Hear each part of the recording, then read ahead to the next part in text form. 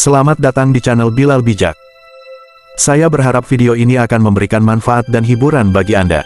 Sebelum kita memulai, saya ingin mengucapkan terima kasih karena telah memberikan waktu dan perhatian Anda untuk menonton video ini. Saya berharap Anda menemukan konten video ini menarik dan informatif. Saya sangat berterima kasih atas dukungan Anda dan harap Anda menikmati menonton video ini. Jangan ragu untuk memberikan feedback dan komentar untuk membantu saya meningkatkan kualitas konten di masa depan. Sekali lagi, terima kasih banyak dan selamat menonton. Jangan lupa like dan subscribe.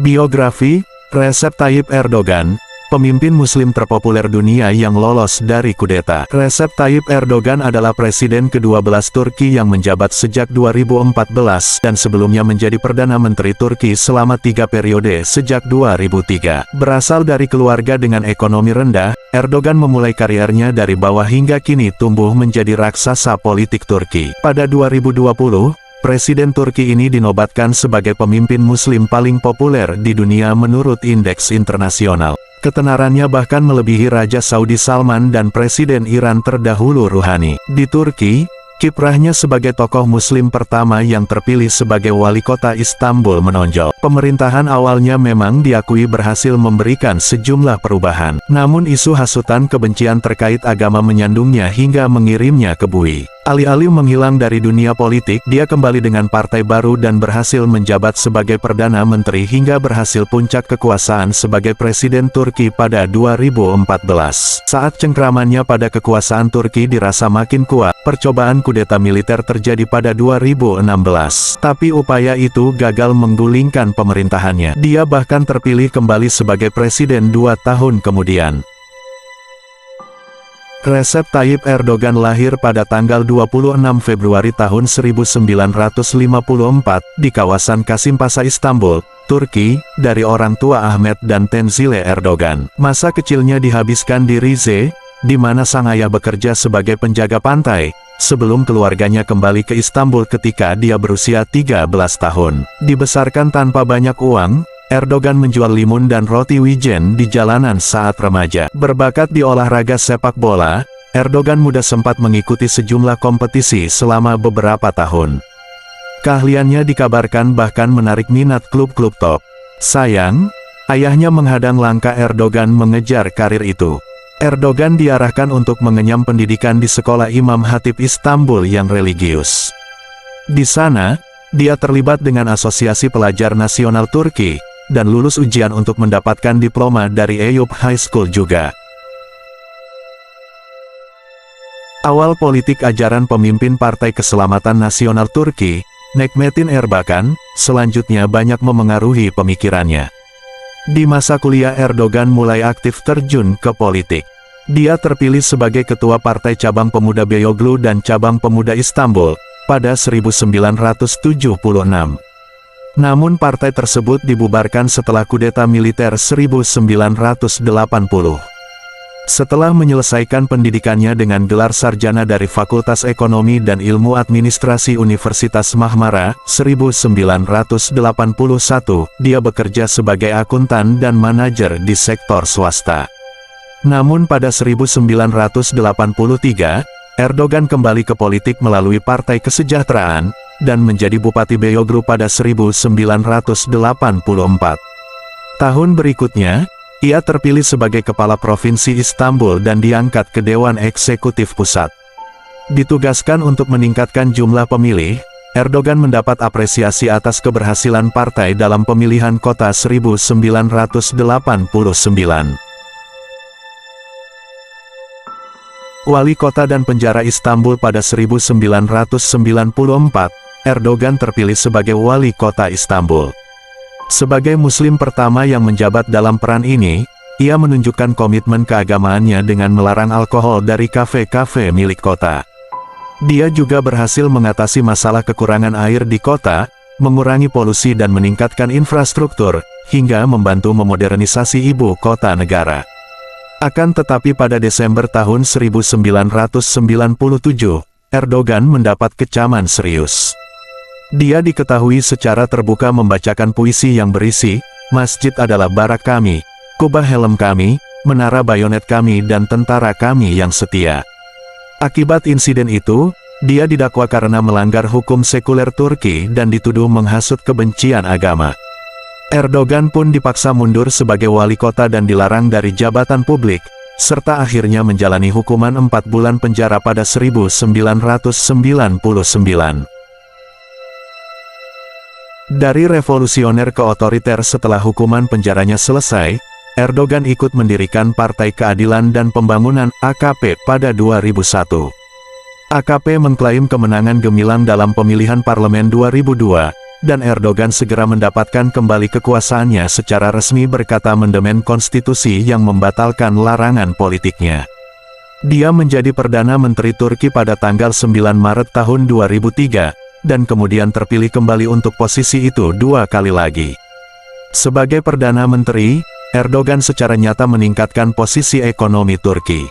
Pengendalian inflasi berhasil dilakukan, serta mendorong peningkatan investasi asing.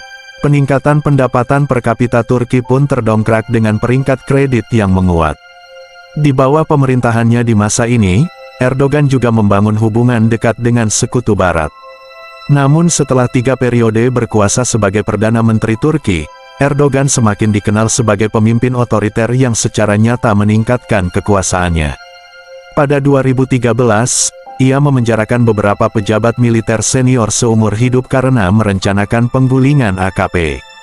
Dia juga memerintahkan militer menindak demonstrasi damai di Taman Gezi Istanbul. Tahun berikutnya, cengkraman Erdogan semakin kuat setelah pemerintahnya mengutuk penggunaan media sosial. Dia juga secara singkat memblokir akses Turki ke Twitter dan YouTube.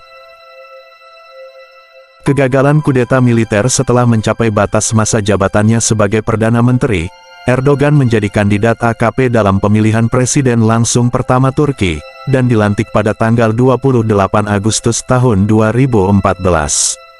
Meskipun perannya sebelumnya lebih bersifat seremonial, Erdogan menunjukkan niat mendirikan kekuatan baru sebagai presiden. Akan tetapi pada malam tanggal 15 Juli tahun 2016, kerusuhan memuncak dalam bentuk upaya kudeta militer. Erdogan yang sedang berlibur bersama keluarganya nyaris tertimpa masalah saat hotelnya digerebek. Dalam bahaya, dia menggunakan aplikasi obrolan video FaceTime untuk memohon kepada orang-orang sebangsanya melawan unit militer yang membangkang. Dengan dukungan pejabat kunci pemerintah dan tokoh berpengaruh, kudeta kemudian berhasil digagalkan dalam beberapa jam. Namun lebih dari 400 kematian dan 1.400 orang lainnya terluka. Erdogan menyalahkan pemberontakan pada pengikut Fethullah Gulen, seorang ulama Turki yang tinggal di pengasingan di Amerika Serikat, dan menuntut agar ulama itu diekstradisi. Setelah insiden itu, pemerintah Turki memenjarakan ribuan personel militer, puluhan ribu polisi, hakim, pegawai negeri dan guru juga ditangguhkan, ditahan, atau diselidiki. Keadaan darurat nasional kemudian dideklarasikan. Langkah ini diyakini digunakan untuk menggulingkan musuh-musuhnya yang terkenal, sehingga melenggangkannya mengklaim lebih banyak kekuatan. Kekhawatiran itu dikuatkan dengan disahkannya referendum konstitusional pada April tahun 2017. Aturan baru itu menghilangkan jabatan Perdana Menteri dan memberi Presiden Turki kekuasaan eksekutif baru, termasuk kemampuan untuk menunjuk hakim dan pejabat. Pemilihan kembali. Setelah Erdogan menyerukan pemilihan awal pada 2018, partai-partai oposisi melakukan perlawanan penuh semangat dalam upaya untuk menghentikan konsolidasi kekuasaannya. Namun, petahana memperoleh 53% suara yang dilaporkan dalam pemilihan tanggal 24 Juni dan cukup untuk menghindari putaran kedua dengan runner-up, Muharrem İnce. Sementara AKP-nya memperoleh kurang dari 50% suara parlemen, beraliansi dengan Partai Gerakan Nasionalis hingga memastikan koalisi mayoritas di sana. Sepertinya bangsa telah mempercayakan saya dengan tugas kepresidenan, dan kepada kami tanggung jawab yang sangat besar di legislatif, katanya saat itu hasil pemilihan mengarah ke kemenangannya. Turki telah memberikan pelajaran demokrasi dengan jumlah pemilih yang mendekati 90%. Saya berharap beberapa orang tidak akan memprovokasi untuk menyembunyikan kegagalan mereka sendiri. Di antara langkah pertama yang diambil Erdogan dalam masa jabatan keduanya adalah pembentukan tanggapan terhadap tarif Presiden AS Donald Trump atas impor baja dan aluminium Turki. Pada Agustus tahun 2018, Turki mengumumkan tarifnya sendiri atas serangkaian barang AS, mencakup mobil dan alkohol. Erdogan dalam pidatonya ketika itu bahkan menyerukan boikot produk elektronik Amerika. Menanggapi ancaman sanksi Trump, Erdogan mengatakan, mereka menekan kami untuk menghentikan operasi. Mereka mengumumkan sanksi. Tujuan kami jelas. Kami tidak khawatir tentang sanksi apapun. Berbeda dengan masa awalnya yang gemilang, di bawah kepemimpinan Erdogan ekonomi Turki memburuk dalam beberapa tahun terakhir. Lira Turki merosot terhadap dolar, sementara inflasi hampir 12%. Pandemi COVID-19 Turki juga memperburuk kesengsaraan ekonomi masyarakatnya. Semoga video ini bermanfaat bagi Anda. Jangan lupa like, komen, dan subscribe ya. Sampai jumpa di video berikutnya.